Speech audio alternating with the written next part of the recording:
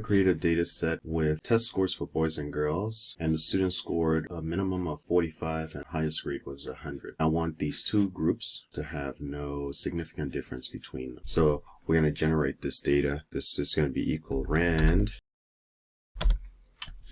Copy this across all 100 individuals.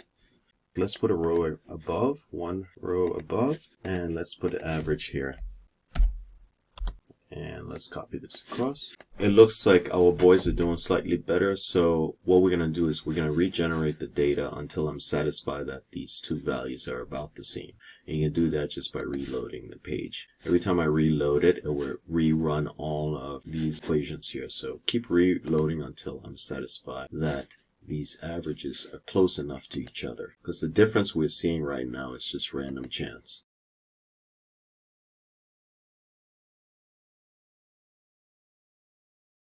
So I think this is good. So what I'm going to do now is I'm going to copy this and I'm going to paste special, paste the values. What pasting the values does is it removes the functions. I want to put back in the average functions though.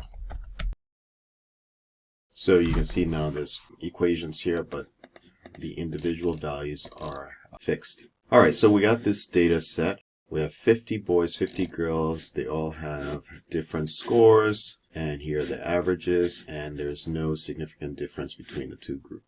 Let's create another tab here. And this one, I want it to be not random. Actually, let's just take this data here, copy this data, and just paste it in this other sheet. So we have the same data here. And this time, I want the boys to be less than the girls. What we're going to do is we're going to take these scores, delete them.